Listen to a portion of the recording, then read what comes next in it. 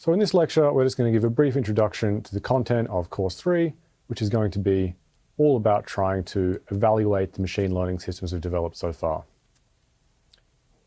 So a few topics that are going to come up when we try and evaluate regression and classification models like those we've developed will be the following. Essentially, how do we decide whether a model is a good model or a bad model? And maybe the notion of what good means is going to change depending on the context we care about. Well, critically, if we're trying to decide among several models which of them is better or which of them is the best model, or whether some change we made to the model actually resulted in an improvement, how can we perform this type of comparison? Finally, there's going to come up this issue of generalization ability. So if we develop a model that works well on the data we use to train the model, how can we be sure that the model will still work well once we see new data that may be different somehow from the data we've already seen? Okay, so just to elaborate on each of those individual points, what does that really mean? In terms of evaluating models, how do we go about evaluating a regression or classification system? Should we consider something like the average error the model makes? Should we consider the average squared error the model makes? If it's a classifier, should we consider the accuracy, the amount of false positives? There are all these alternatives we could use to decide which model is best, which one is the right one in different situations, and what's the motivation behind these different choices. Secondly, how do we decide if a model is good, and under what circumstances does the definition or meaning of good performance change?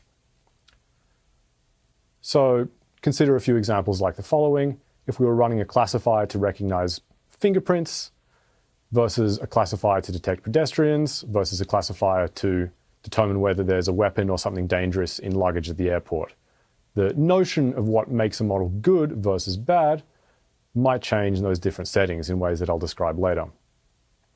And given each of these settings or different targets we might have in terms of what it means for a model to be good, can we design a classifier that specifically targets one of these situations? Next, if we'd like to compare the performance of different models, so suppose we're given two different classifiers or two regressors, and we'd like to decide which of them is better, how do we go about doing this? So if we've trained the two models on some data, is it enough to just say, well, which of those two models is more accurate, or which of those regressors has lower error? For example, if we were trying to make different decisions about design choices of our model, so we should use a one-hot encoding to represent time, should we do so at the level of weeks or months? Perhaps if we use a finer granularity, it's going to result in a model that has lower error or high accuracy in our training set, but does that actually mean the model is better? How can we correctly perform that kind of comparison? So that brings us to this last idea. If we have a model that works well on the data we use to train it, can we be sure that it will work well on data we haven't seen yet? So going back to the example from the previous slide, if I increase the level of granularity of my one-hot encoding, we might expect that with higher and higher levels of granularity, we get a more and more complex model that's more and more capable of fitting the data we've already seen, but does that really make it better? So if it doesn't make it better, how can we develop a training regime that corrects that? Okay, so that's a quick summary of all the issues we'll face. And in the rest of the course, we're going to try and develop solutions to those problems by extending the regression and classification models we've already developed.